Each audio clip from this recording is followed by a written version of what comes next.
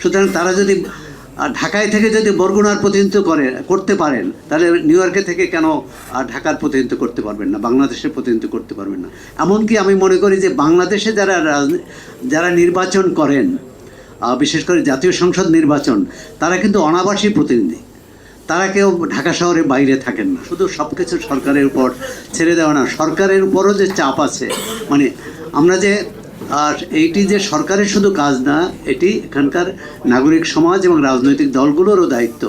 গণতন্ত্র উদ্ধার করতে চাই, কিন্তু আমরা যদি মানুষকে বাঁচাতে না পারি, আমরা প্রবাসে যারা বন্দী আছেন তাদের যদি আমরা মুক্ত করে না আনতে পারি, তাহলে গণতন্ত্র কী করে উদ্ধার হবে? তারা গণতন্ত্রের জন্যই কিন্তু এই দুর্ভোগ এবং ভোগান্তির শিকার হয়েছে।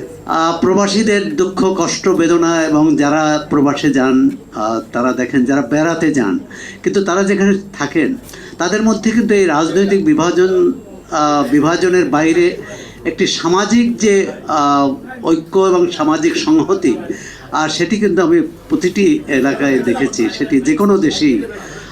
তাদের মধ্যে যত মতপথ, এটি সাম্প্রতিক এই যে ছাত্র গণ অভ্যুত্থান নিয়ে যে ঘটনা ঘটেছে, খুবই দুঃখজনক যে তারা সেখানে অনেকে নিগৃহীত হয়েছেন।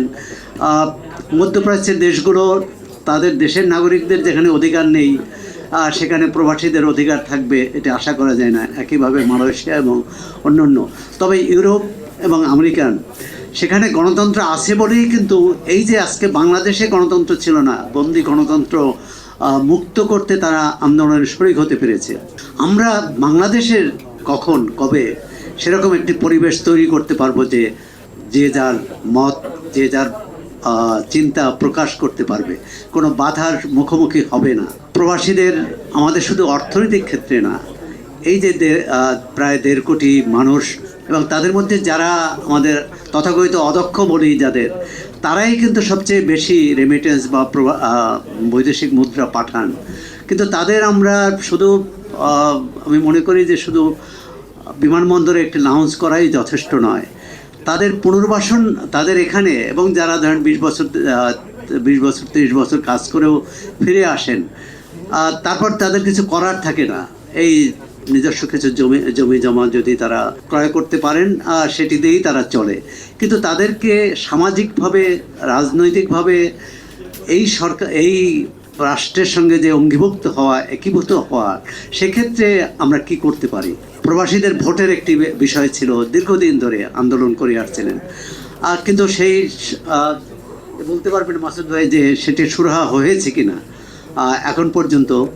কারণ তারা চেয়েছিলেন তারা ওখান থেকে যাতে ভোট দিতে পারেন।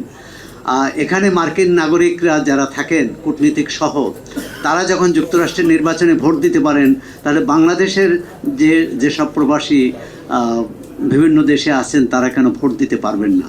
এটি যদি যেসব বাধা আছে সেগুলো দূর করা উচিত। এই দেশের রাজনীতি, এই দেশের ভাগ্য, এই দেশের উন্নয়ন সম্পর্কে তাদের যেমন অংশীদারত্ব আছে, তেমনি একইভাবে তাদের অধিকার আছে এক্ষেত্রে ভূমিকা রাখা। আমি মনে করি এ ব্যাপারেও একটি আলাপ আলোচনা হওয়া উচিত, কিভাবে একটি পথ বের করা যায় যে প্রবাসে থেকেও তারা এই দেশের জনগণের প্রতিনিধিত্ব করতে পারবেন। কেননা তারা ঢাকায় থেকে প্রতিনিধিত্ব করেন, তাদের চেয়ে কোনো অংশে তাদের দেশপ্রেম বা কোনো অংশে তাদের এই দেশের প্রতি তাদের ভূমিকা কম নয়। সংবাদ, ফিচার ও অনুষ্ঠানের জন্য ভিজিট করুন সংবাদ প্রকাশের ওয়েবসাইট এবং যুক্ত থাকুন ফেসবুক পেজ ও ইউটিউব চ্যানেলের সঙ্গে।